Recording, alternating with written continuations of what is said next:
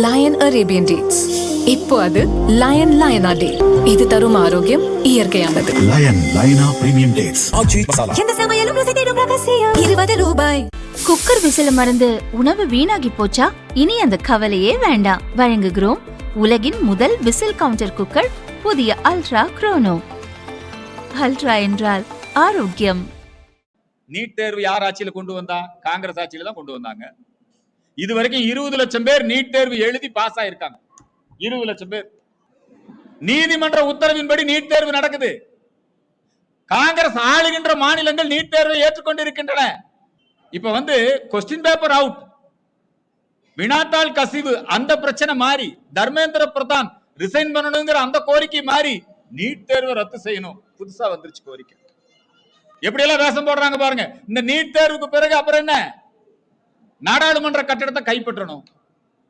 அதுக்கு ராகுல் துணை போகிறார். ராகுலும் அங்கே ஒரு மிகப்பெரிய நாடகத்தை நடத்தினார்.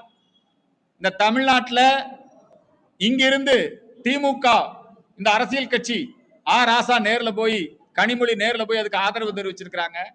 அதே மாதிரி கம்யூனிஸ்ட் லீடர்கள் இப்ப தமிழ்நாட்டில் எப்படியாவது ஒரு சட்டம் ஒழுங்கு சீர்குலைவை ஏற்படுத்த வேண்டும் என்பதற்காக கம்யூனிஸ்ட் கட்சி அவங்க கட்சி அலுவலகங்களிலே இடம் கொடுத்து பொதுமக்கள் வரக்கூடிய பாதைகளை எல்லாம் மறிச்சு சாலை மறியல் போன்ற வன்முறை போராட்டங்களிலே ஈடுபட்டு கொண்டிருக்கிறார். ஜோசப் விஜய் அரசாங்கம் கொள்கை ரீதியாக இந்த போராட்டத்தை அணுகுகிறது.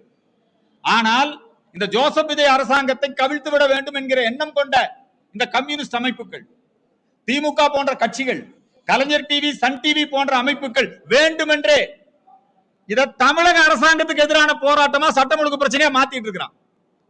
ரொம்ப உஷாரா இருக்கணும் ஜோசப் விஜய். நீங்க நீட் தேர்வை எதிர்த்துக்குங்க, ஆதரிச்சுக்குங்க, அதெல்லாம் பிரச்சனை. தமிழ்நாட்டில் பொதுமக்களுடைய பாதுகாப்புக்கு இன்றைக்கு அச்சுறுத்தலை ஏற்படுத்தி கொண்டிருக்கிறார். தமிழகத்திலே பகிரங்கமாக நரேந்திர மோடியினுடைய கொடும்பாவையை கொளுத்துவோம் என்று அறிவித்து இன்னைக்கு எங்க பார்த்தாலும் தமிழகத்தில் வன்முறையை தூண்டக்கூடிய, பதட்டத்தை ஏற்படுத்தக்கூடிய நிலையை ஏற்படுத்தி இருக்கிறார்கள். ஜோசப் விஜய் அரசாங்கம் நடவடிக்கை எடுக்க வேண்டும். நம்முடைய மத்திய அரசாங்கம் இது விஷயத்திலே நடவடிக்கை எடுக்க வேண்டும். காலிஸ்தான் பிரிவினைவாதிகள் பஞ்சாபிலே இருந்து டெல்லியை முற்றுகையிடுவோம் புறப்பட்டு வர்றான். இந்த நாட்டு மேல ஒரு அறிவிக்கப்படாத யுத்தத்தை நடத்தி கொண்டிருக்கிறார்கள்.